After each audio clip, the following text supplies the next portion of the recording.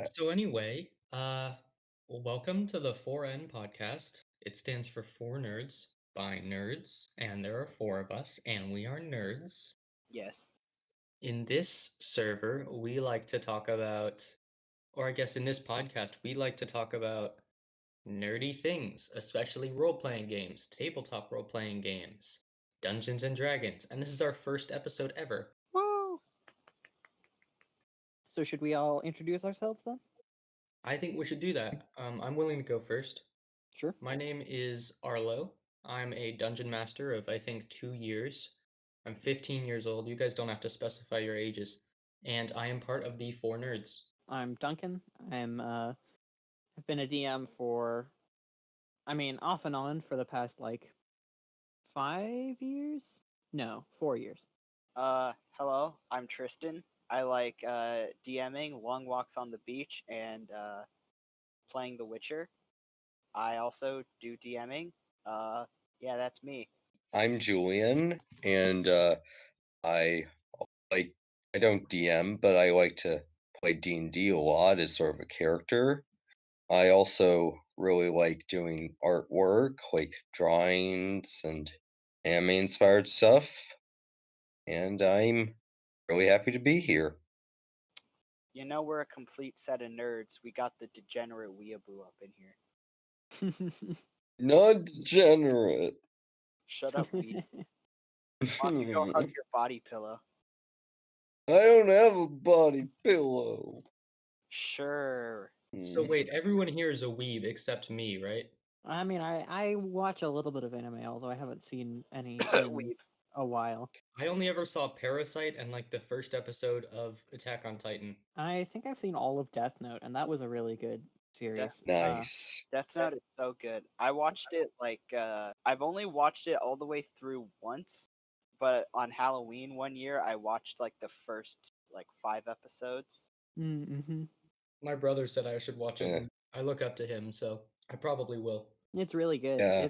Yeah, that's the series that got me into anime. Yeah, Same. it's kind of like one of those gateway animes that you got to show people before you get them into the weird shit. Because Death Note, in terms of like anime standards, is not really what most people think of when they think anime. It's like, true. What most Yeah, it's a lot more what most people think of is realistic. Sword Art Online. Yeah, what most people think of when they think of anime is like spiky hair and people going like, "Nani? Right, they Sugoi, think of nani tsundeo?" Stuff like that. But Death Note doesn't really have that.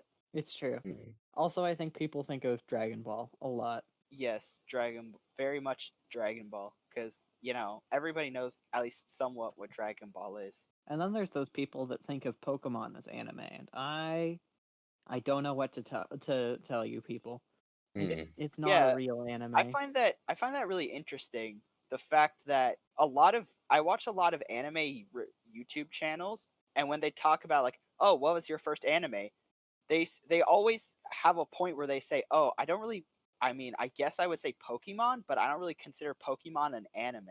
And I Yeah, find that interesting because Pokemon is an anime, yeah, but but it's nobody like ever says it's an. Nobody ever calls it an anime, even though it it's just is. because it's like such a it just feels like it's not an anime. Like it is an anime because it is. I mean, it's Japanese animation, and that's the style is an anime style. But it just doesn't feel right to call it an anime. I don't know. The thing is, though, I feel like it's a lot more of an anime than like Death Note. It feels more like a traditional anime or what people would think of as an anime than Death Note does.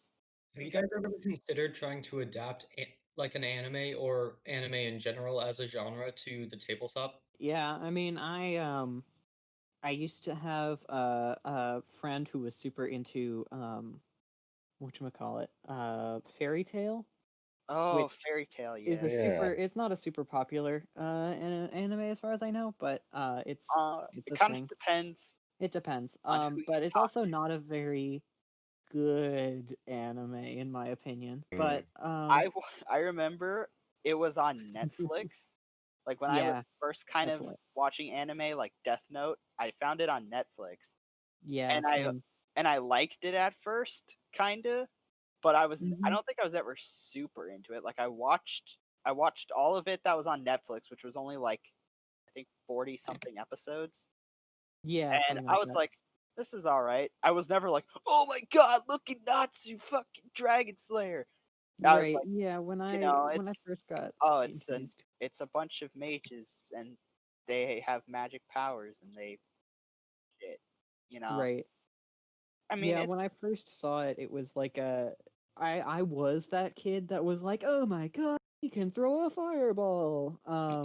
But I have recently like seen an episode of it again and it's not good. Mm, I mean, yeah, it's it's fine. yeah. It's passing fair, but oh, it's not what I would consider a good anime. It's one of those things where when you first watch it, you think it's great, but when you look back on it, you realize it kind of sucked. Yeah, I get the feeling that a lot of people are like that with Sword Art Online, actually. Uh, I was a little bit like that. But then once it got to the weird like with the fairy world stuff, it was and the just, incest. yeah, that was weird didn't and they bad. do like wasn't there was it a spin-off or something that was like a battle royale?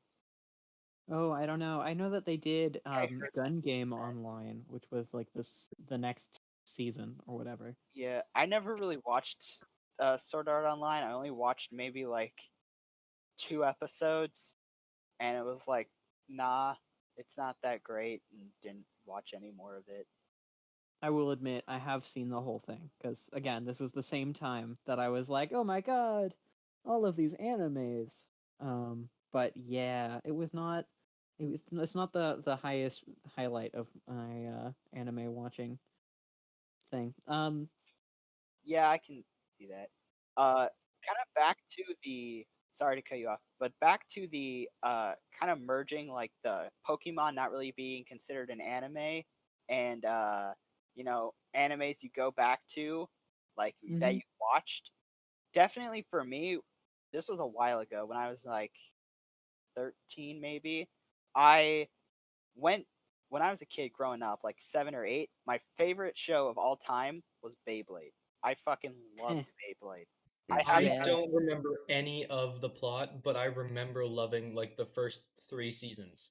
But I dude, don't remember any of what it was about. bro, I did not care at all about the plot. I just cared about the shiny metal tops bashing into each other.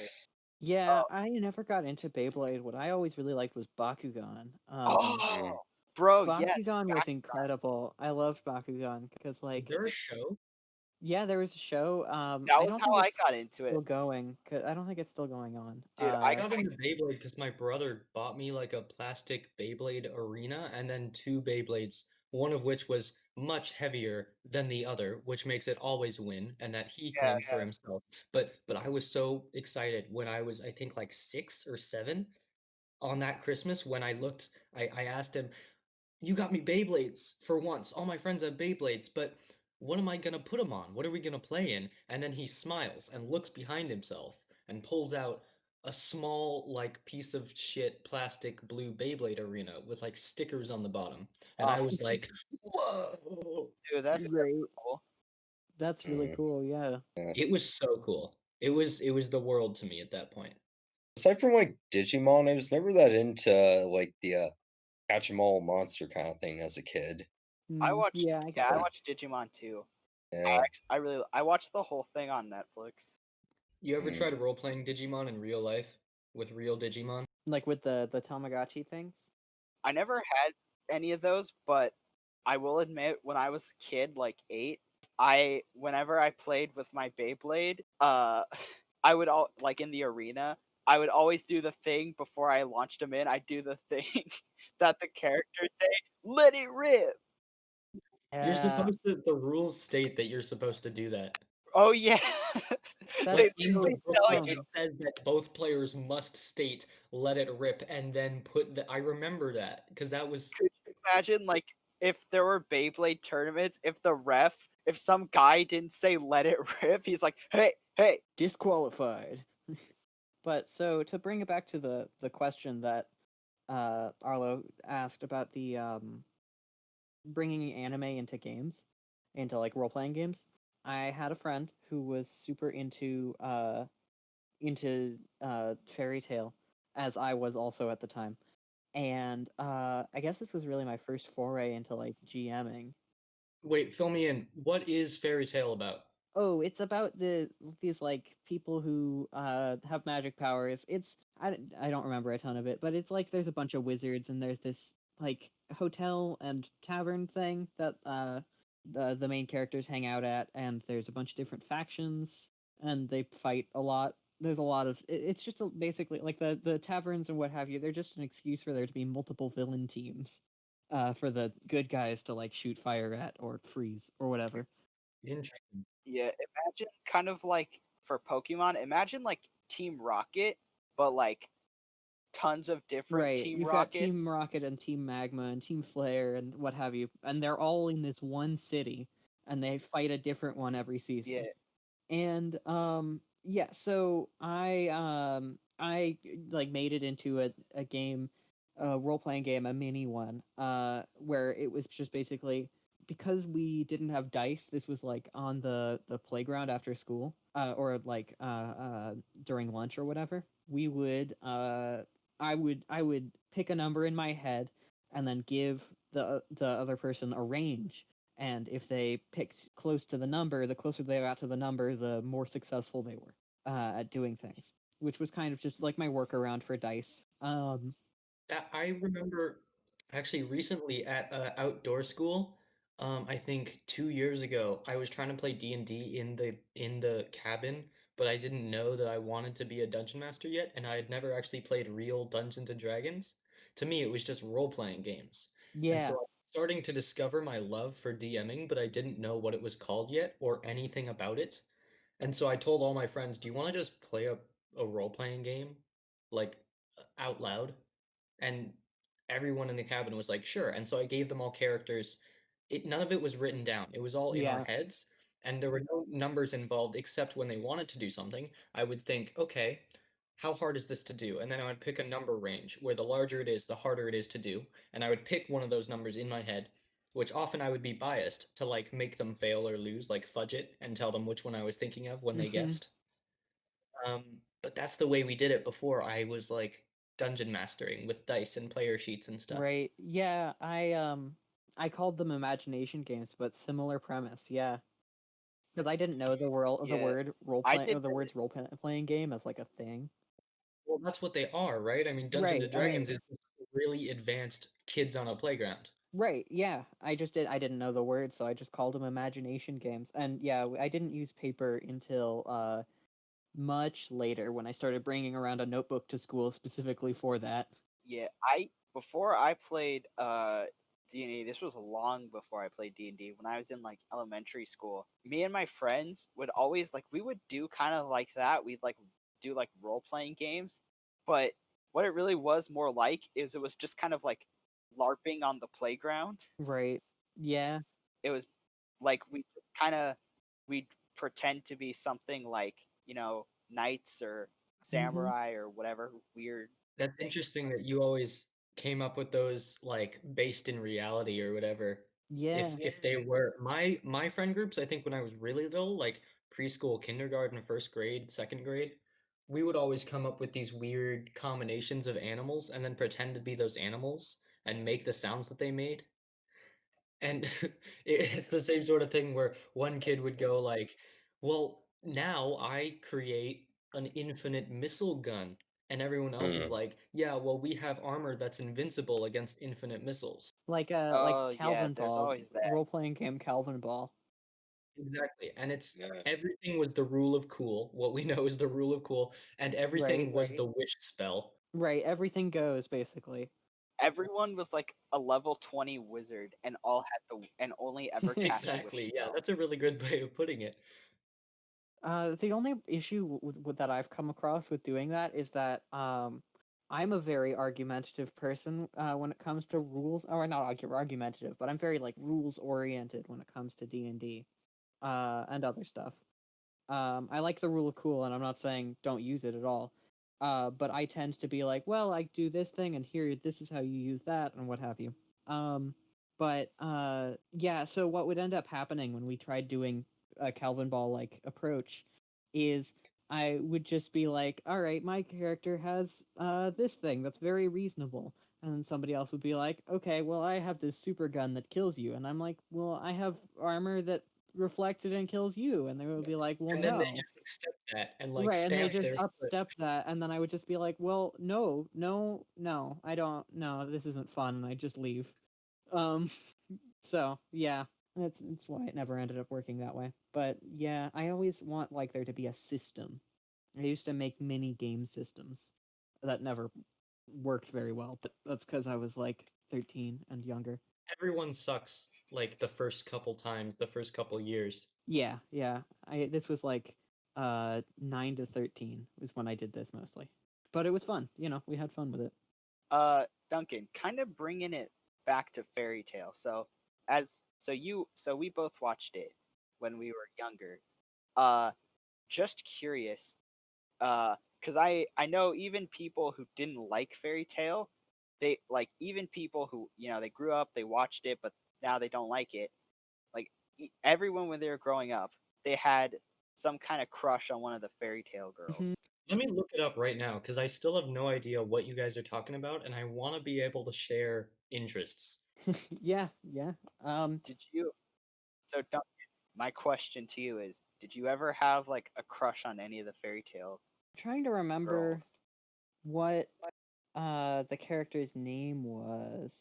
Um I liked Lucy, but uh I don't know. She was kind of the center point love interest character for Natsu, and I was just like, that's a little much. Wait, hold on. How's it spelled? Is it just It's fairy tale, like regular, or it's IL, No, it's Fairy Space and then Tale. it's TAIL if memory serves. Yeah, TAIL, like the tale of a fairy instead of like I tell you a tale.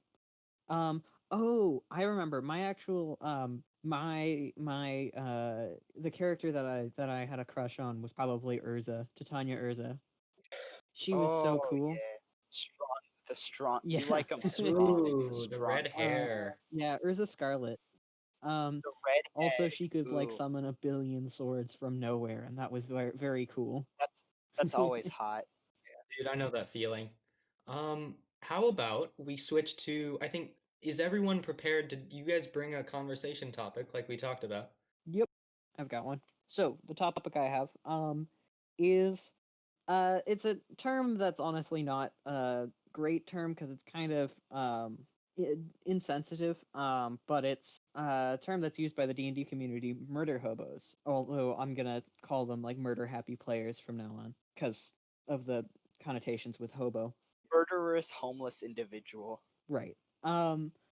But so what are your thoughts on murderous players? Like players who run around just like killing every important NPC they see and absolutely derailing your campaign, even if it wasn't. Can you specify, like, what are our thoughts on how to deal with them, if they're a problem, where they fit? I mean, well, I've got a few questions. Are they good? Are they bad? Why do you like or dislike that kind of method of play? And then also, what do you think if you don't like them, what's the best way that you can think of to deal with someone in a game that is like that, that's like runs around just blowing up orphanages and killing random NPCs? Um, and if you do like them, how would you make a story? How would you work to make a story where the uh, NPCs aren't meant to stick around, where you expect them to die, so you have some others in backlog or what have you? Like, what would you do? Well, for me personally, I don't like that because it kind of just derails the whole campaign, especially depending on how important the NPC is. If you think about it, so like imagine you've got this all set up, like you're running an adventure, and you're like, all right, they're gonna talk to this guy to get the quest, so they know where to go, they know what to do, and they get some setup, right? So they go to meet the guy. The NPC's just like, oh, how do you do adventures? Could you possibly help us with the problem we've been having? And then some random jackass just runs up and kills them. Yeah, that's not great. Then that just ruins the whole game because first off, they don't know where to go. Which I mean, you can always like have another NPC do that, but that already ruins the setup. And then two, now probably the entire town hates them and they're not going to be able to go there Right. anymore.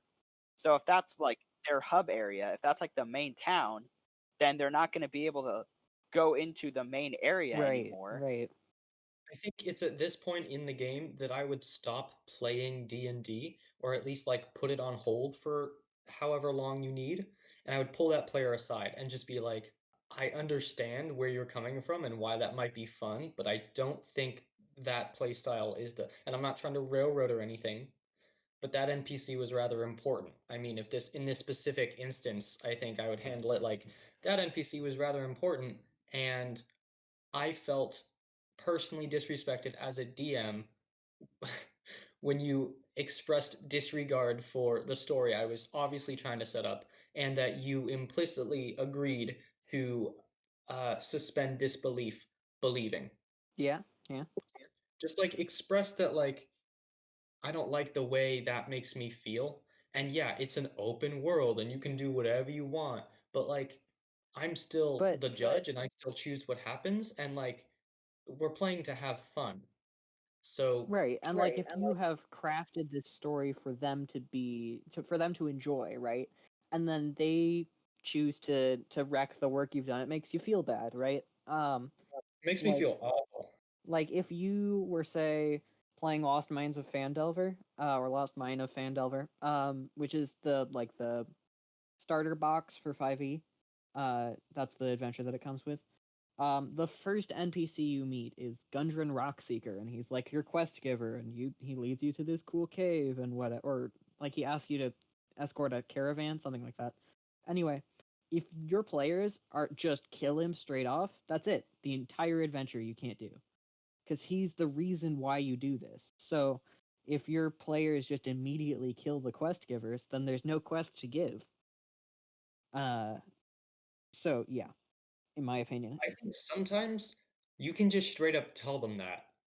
Just be like, all right, guys, you know that this is a game and not real life. So you know that I've been working really hard on this and that I didn't plan for you to do that. Even though technically, yes, you can do that because it's your character, it's still kind of my work. And I think getting personal with it will often help. Mm. If they're still disrespectful, one of the options to go from there is kicking them out of the game. Or I think sometimes the issue is if you don't know the root of like their motivation for being so murder hobo-y.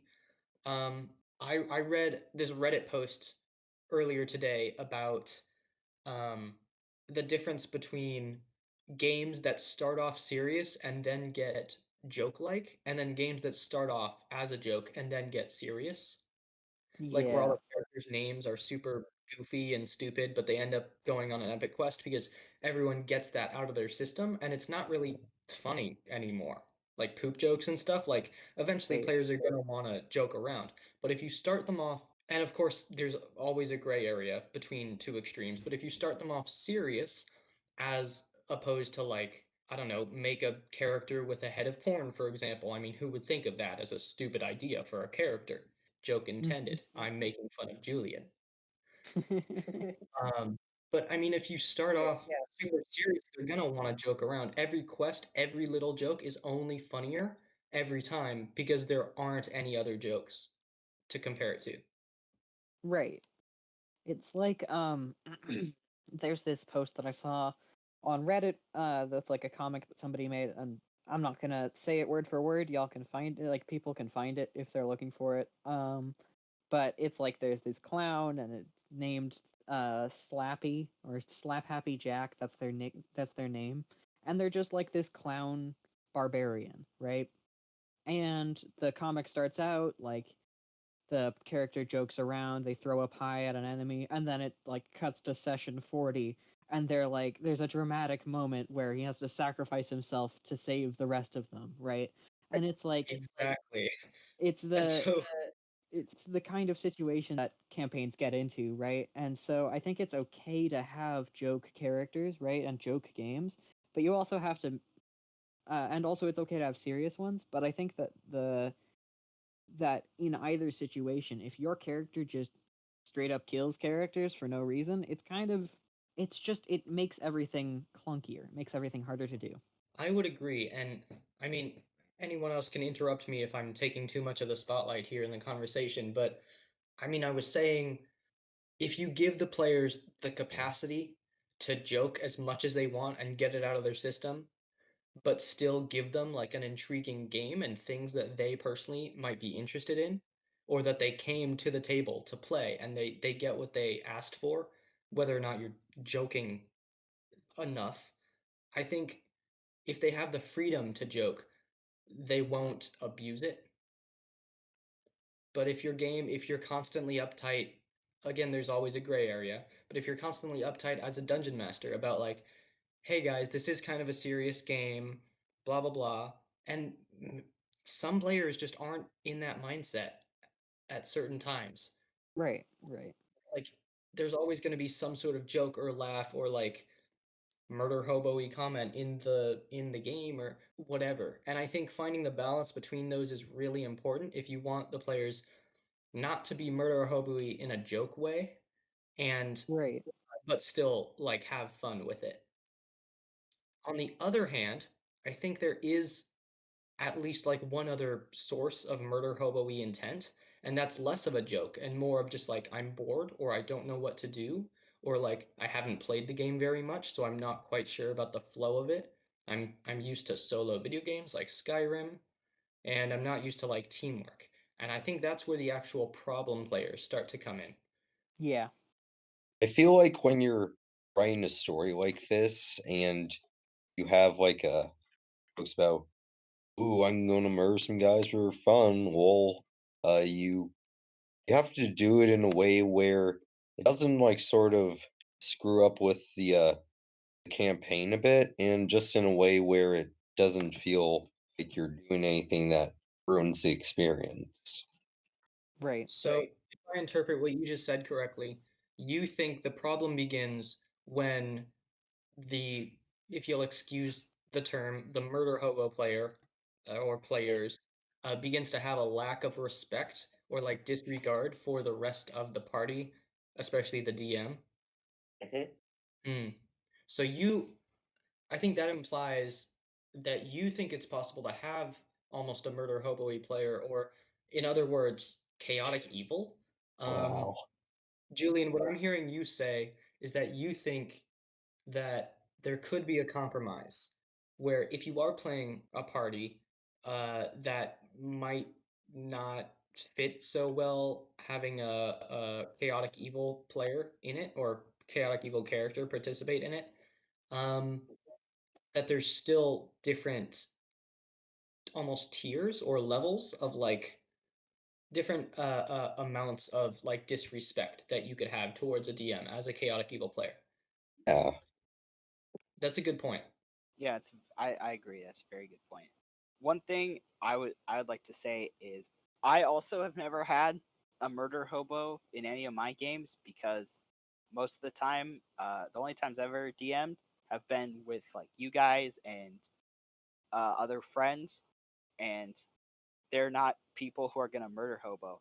But one thing I'd like to point out is I think a lot of people when they think of murder hobo, most people will probably think of like young kids or teenagers just not taking the game seriously and fucking around.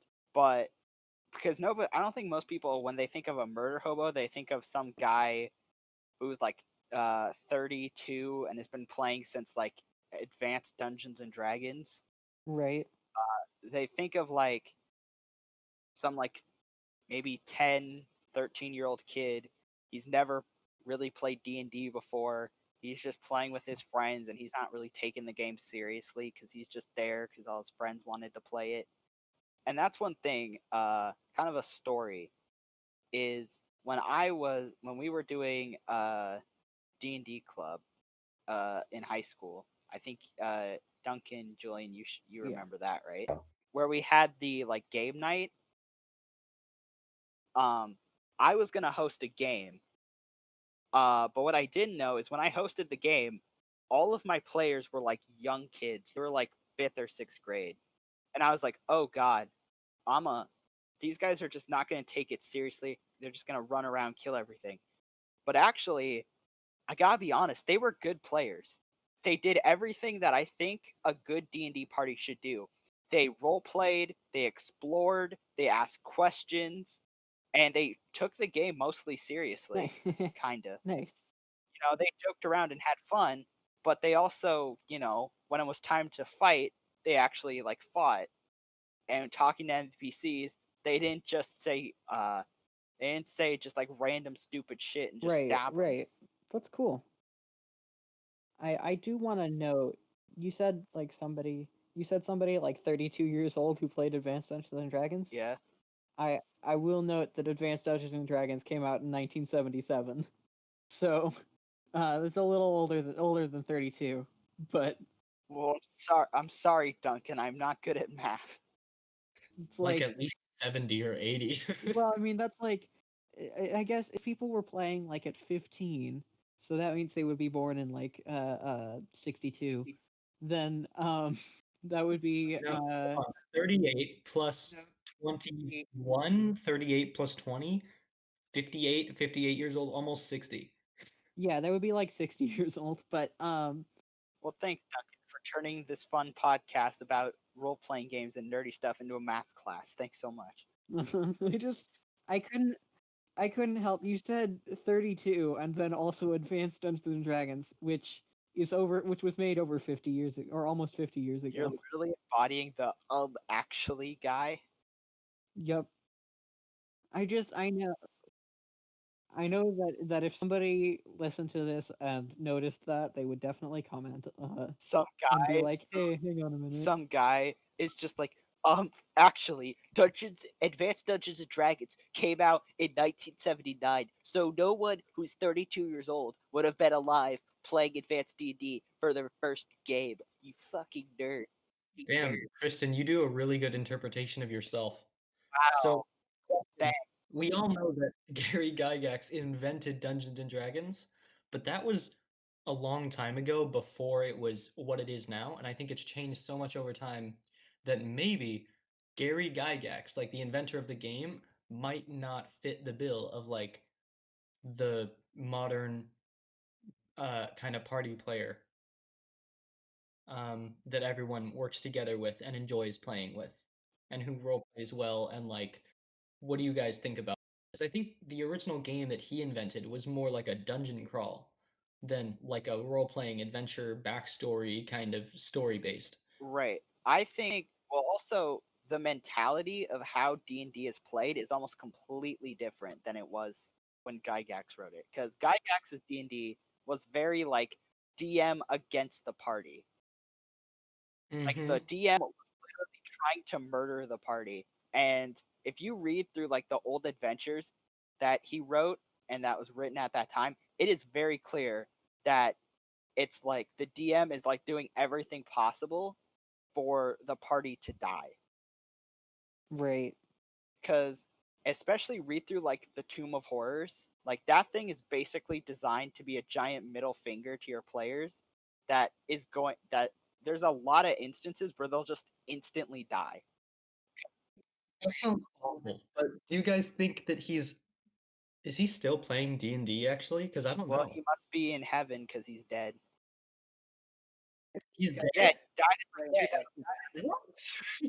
Yeah, he died like 10 years ago. I didn't know that. I thought he was Yeah. still alive. No, he died. No, his son is alive, and also Does he work on he D? does D&D stuff. I don't think he actually works for Wizards of the Coast. I'm kind of interested now. What's the last like module Gary Gygax actually wrote for D&D? It looks like he has an Instagram account, or at least the name Gary Gygax is an Instagram username, but the picture is a guy that I don't recognize, and he has 3 followers. Yeah, that's probably not Gary Gygax. Yeah, Luke Gygax is his son, and some D&D stuff he does this Gary Con, which is Gary Con. a very That just that's sounds a name, all that just right. sounds like a con for everyone named Gary. Right, you can only go there if your name's Gary. Hey there, nice to meet you. I'm Gary? Yes, I know. I'm also Gary. It's like We are all Garys here. all right. For our next panel, we have our guest speaker today. Please welcome Gary Stevenson, and like 30 guys walk up state. No, no, not that one. The one with the hair. No, and the nose? The nose man. Nose Gary. It's like, no, the one with brown hair, and like 2 guys leave. Okay, the one with blue eyes, and then more leave. Fuck. Okay, It turns into a board game like, does your Gary have glasses? it's not Guess Who, it's Guess Gary. Wow, I just looked this up. Apparently, Gaiax had 11 children. Damn. Wow. He's trying to make his own D&D party. And Tristan doesn't even have a girlfriend yet. Wow. Why you gotta rip on me today? I'm kidding. Fuck did You're I fine. do? Wait, you're kidding? Tristan does have a girlfriend? No. In secret. Yeah. I guess Gaiax just wanted to continue his family bloodline. One of you guys has to continue my campaign. The characters are almost 20th level, and I made this really cool orc chief that I wanted them to. I'm not gonna do this voice. They're only 2 sessions away from fighting the Demogorgon. He takes his last breaths and he's like, I don't want this stat block to go to waste. Bleh. He's just like, death save failed. Oh. Or like he falls to the ground, coughs up a die, it rolls, everyone like the room goes silent, everyone watches it, it lands on a 1, and he just dies. No, he's just like lying on his hospital bed. He's like, this is my last chance. And then he rolls, nat 1. God damn it. Rolls a nat 20, is brought to full health. Gets up from the hospital bed and just runs out.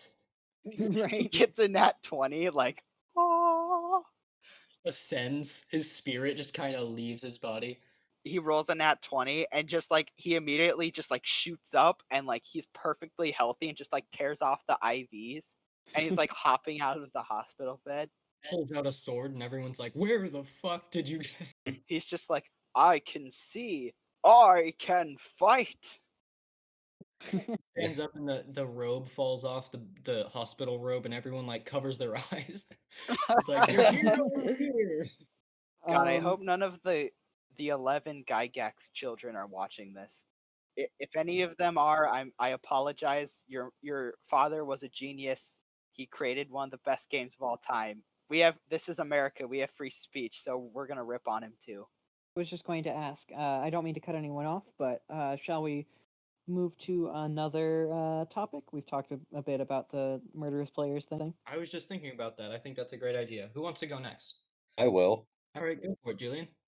Okay, so I had a couple of topics. I had a hard time choosing which one, but this one I think you guys would find more interesting. I'm going to talk about is a little web comic called Tails Gets Trolled. Oh, I've heard of that. I don't know about this. Okay, so Tails Gets Trolled is a really weird webcomic. Like, it's done in this really crude MS Paint style. Wait, would you send us the link if you can while you're talking so we can look at it? Here, I've got it. I found it. There we go. Okay, so the plot starts with basically Tails from Sonic the Hedgehog is wandering through the forest one day when these 2 trolls corner him. They make fun of him, they call him gay, they call him a noob, and he runs off crying. And then on the second page, there's a strange, like, looking at the camera shot from Yeah. Shadow the Hedgehog. This is a very silly and dumb webcomic. Yeah, but I mean, like, I'm no webcomic maker, and also, wow, Yeah, it's real bad. yeah. just let me tell you the general synopsis. So Tails goes to Sonic and Shadow, and Sonic tells him to befriend the trolls, while Shadow says, I'll show you what I'll do to trolls. He pulls out his middle finger and goes, Fuck you, trolls. I kill them. Yeah, it's very It is. Yeah. Yeah, it's a very weird wow. web comic. I learned about it personally through this YouTube channel called Super Eye Patch Wolf. He's very big. He's very popular, and if you haven't seen Mm. videos, definitely do it. He makes Oh yeah, I love that guy. he makes some of the best video essays like I've ever seen. Yeah, They are like he makes yeah, video essays about like anime, video games, and like yeah. the one The Simpsons ones are my favorite. yeah, those are really good. But where I learned about it is from his video essay on like it's called The Bizarre Reality of Sonic the Hedgehog. It's really good. And he talks about there's a whole section in the video where he talks about Tails gets trolled, and it was created by this guy who was like heavily trolled on the internet because his art was really bad and everybody hated. His grammar was also really awful. Yeah, but as like But Tails, wow, the difference though. Like I'm just looking at the first chapter and the last chapter. yeah, and he made Tails gets trolled as kind of like a way to vent his frustration and anger at all the people who made fun of him and trolled him.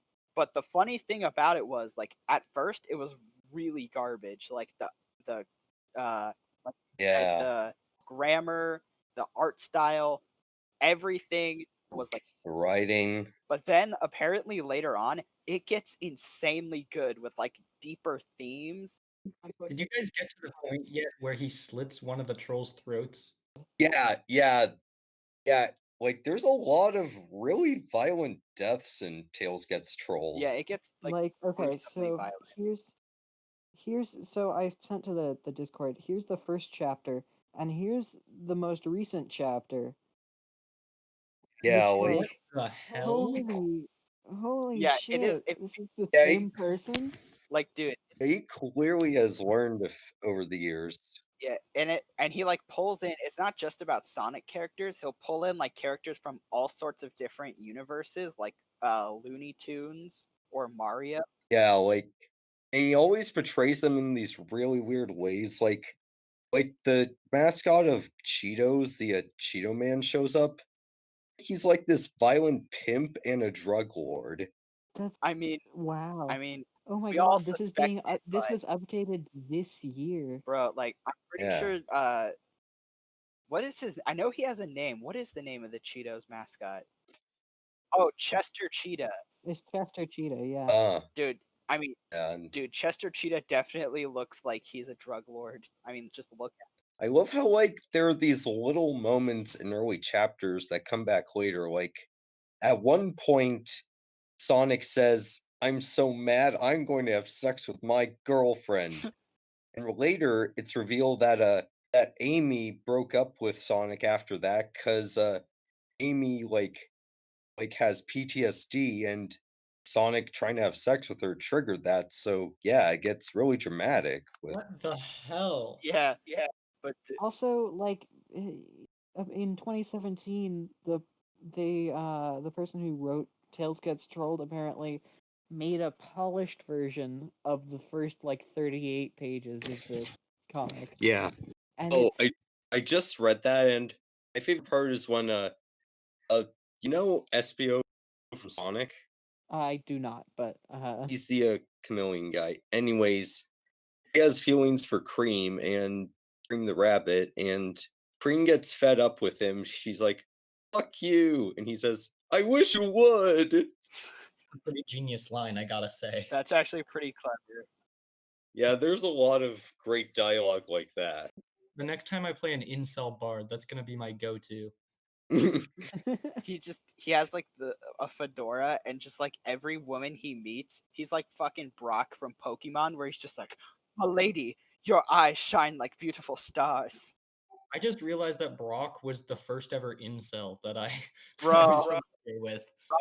Brock is like the biggest simp ever. Like literally, he abandons his family with his like 10 brothers and sisters to travel the world with some 10-year-old kid with some 10-year-old kids, and then every single woman he meets who's like anywhere around his age, he just immediately is like, and then he like gets down and like holds their hand, is like, "Milady." I mean, Brock's basically a child-friendly version of a Master Roshi from Dragon Ball. Pretty much. Maybe he is just being genuine and he's forever lonely. He's just really lonely, so he's got a simp. But you know what? My man Brock, he actually in the newest series, Sun and Moon, he actually did get a girlfriend. One more thing I have to say about Tails Gets Trolled is that everyone is really sensitive to be called gay. Like, at one point when Tails is being unconscious and Sonic's carrying him to a hospital, Sonic's doing like a bridal Hulk carry kind of thing, and he says, "Sorry if this looks gay to the viewers, Tails." Yeah, That's it's pretty because of toxic. yeah. Yeah. It's being uh homophobic is Well, it's a not thing. homophobic, but I like, mean, calling people gay as like an insult is a homophobic comment. It is like being homophobic to say that. I don't know who this person is, but I mean, it's just not. You shouldn't say that, generally speaking. There's nothing insulting about being called gay, and we'll leave it at that. And we have about hit our time limit on the podcast episode. But dudes, I just looked this up. So you know how like Misty and Ash are like 10 in Pokemon? Uh-huh. Brock is 24. Brock is 20. Did you know that wait, Yeah, I wait, just wait. looked it up. I looked up how old. He's like 30. He's like 37. Oh, No. Jesse and James are 17. oh wait, let me look that up because I accidentally looked up. Oh, Brock is 15. Brock is 15? Oh. Yeah, I accidentally looked up how old is Pokemon. Said how old is Brock from Pokemon? Brock doesn't seem like he's 15. Yeah, especially in the English dub where he has like a super deep voice. I thought he would be like 18 or 19 or something. Oh wow. Okay, so apparently in the games, Jesse and James are supposed to be the same age as Ash, but uh according to a special CD only available in Japan, Jesse and James are in their 20s in the second episode of the anime. But then in the episode The Ultimate Test, Jessie says that she's 17, but she was also in disguise and probably lying about her age. Yeah. But that's really But weird. dude, like, think about the fact that I always thought about this. Team Rocket probably could have like kidnapped so many other Pokemon and gotten a higher rep, but they are so pissed about never catching Pikachu that they constantly follow around these teenagers trying to steal a Pikachu. I imagine the boss is like, "Hey guys, you know there's like other Pokemon you could go after." The boss is just like, "Oh, there's a legendary Pokemon in that lake. We should get there before the gang, before the party of trainers." And they're just like, "No, we want that Pikachu because we know that the Pikachu is strong enough to take on that legendary Pokemon, even though the type matchup says it shouldn't, and win." You guys see Pokemon the movie? Like the most recent where Pikachu, spoiler alert, talks in the end? Oh wow. It's at the very end, like, ask or Ash, like, risks his life for Pikachu, and then Pikachu looks up at him and then uses, like, telekinesis or whatever, just like Mewtwo, to, like, speak in his head in, like, a squeaky voice, like, "Thank you, you saved me." And everyone in the theater was just like, "No way." I think it would be even funnier if they did like a voice that you would not at all think of Pikachu, kind of like a bad Joey Wheeler Yeah. impression from Yu-Gi-Oh. Like it's like don't like Ash is like, "Don't worry, Pikachu, I got you." He's like, "Oh, thanks, man, you're a real pal." Ash literally drops him and, like, screams, takes a step back. "Oh my god, get it away from me." He's like, "Ow, what the?" And then he drops Pikachu and he starts falling. It's like, "Hey, what the hell, man? You fucking dick! Why'd you drop me?" It's just like, thank you so much. Thank you so much, Ash. I'm very appreciative. What the fuck are you? What? I'm just joking. Oh, have I not talked before? I'm sorry. Yeah, this is my real voice. I know that you like that like I made the Pikachu, but like that's not my normal voice. That's just the sound that all of us make. It's like a sneeze to me. That's what all Pokemon sound like. Instead of like Mewtwo having a deep voice, like deep serious voice, like uh, I shall liberate all Pokemon, and it's just like, hey guys, we're going to liberate all the Pokemon of the world. Thanks for tuning in to the first episode of Four Nerds Podcast. We talked about 2 things and went on 50 tangents. That is perfect. That is exactly how it's supposed to be. I knew that all 4 topics wouldn't get covered, but we'll save those. You guys, Duncan and Tristan, save your topics for next, or I guess me and Tristan should save our topic for Yeah. next time. Yeah. So Mhm. to everyone who decided to tune in and watch this episode of the podcast, I'm very sorry you had to listen to us. Yeah, full refund of all $0 that you spent. If you're somehow compelled, please do like and subscribe. We appreciate it. What's our like capacity gonna be? What are we aiming for in terms of likes? How about 10? Can we get negative 307 likes? If we get negative 307 likes on this video, I'll cry to myself to sleep. If we get more than how about this? If we get more than 50 likes on this video, the next episode of the podcast, I will sing the entire Pokemon theme in my bad Joey impression. I wanna be the very best. Hey, don't spoil it. That's just a little taste for you guys. If you want to hear what Joey Wheeler would sound like as a chain smoker, you need to Like this video and subscribe. Share with your friends. All right. Well, Okay, well, I'll talk to you guys later then. yeah, I guess we'll see you next time. Okay, bye. buy Four Nerds signing off.